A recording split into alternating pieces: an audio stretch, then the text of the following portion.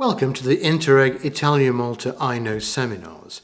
This is seminar 6.7, which identifies the top 10 topics for question and answers for you to think about from funding a business. Key concept 1 is the shape of business finance. This single figure is very important and very helpful.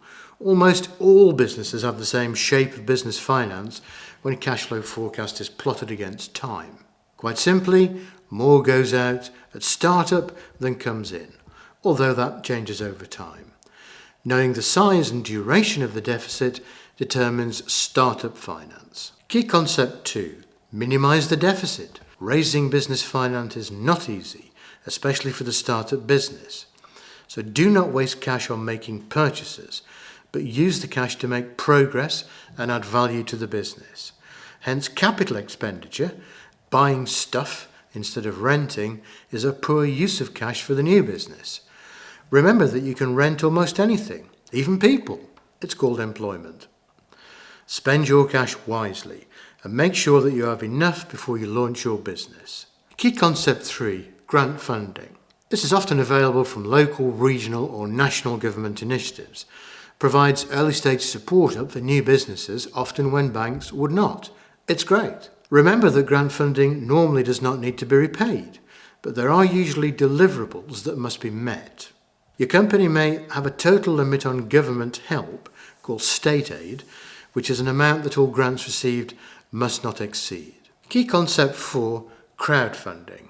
A new form of web-based finance that involves 3 main areas. Donation-based, which is great and helps you raise money for good causes.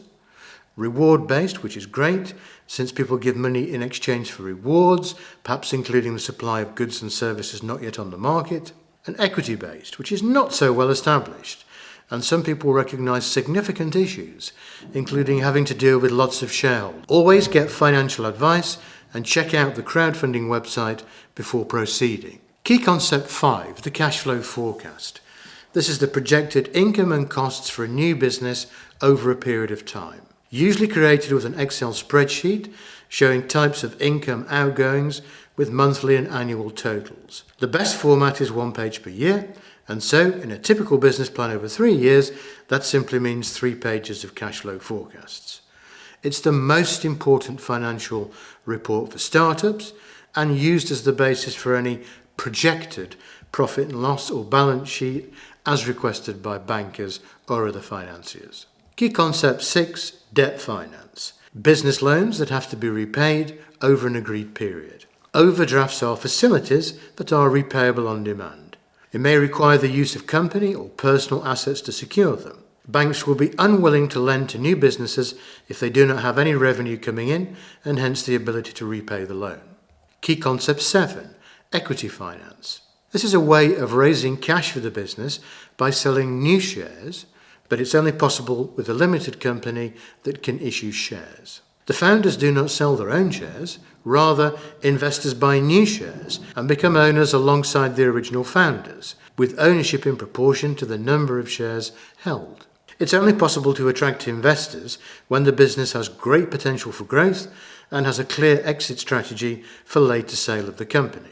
Key concept 8, when to raise equity finance. As you can see from slide 9, it's helpful to go back and look at the startup finance illustration to determine when to raise equity finance. Simply put, if the period before profitability is a long one and the amount needed to cover expenditure is large, then equity finance may be required.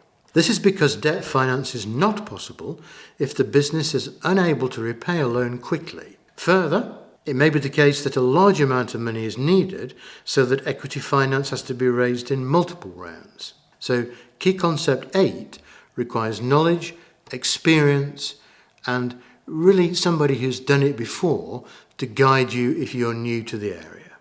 Key concept 9, shareholder agreements. These are generally private documents that support public ones, but deal in more detail with relations between company and shareholders and between the shareholders themselves. They're able to cover a wide range of issues, but the most typical clauses include ownership and voting rights, control and management, dispute resolution, and protecting the company from competing interests. Key Concept 10. New business valuation. Valuations for a new business that has no trading history tend to be based upon the business plan and cash flow forecast that both typically look out over a 3-year period. And so the first point about new business valuation relates to the theoretical profitability of the business at some point in the future. Now, it may be that a discount factor is applied to that to reflect the risk about whether the company, and in particular its management team, can deliver the profitability that the cash flow forecast predicts. It'll also take into account a cost for entry that's calculated, which estimates what it would cost for a competing company to get to the same position. Now, these steps allow for a net present value for the company to be determined. The net present value is always going to be an educated estimate, although some critics, perhaps rather harshly, call this process a guess based on a guess. We hope that you found this short presentation helpful, and thank you for your attention.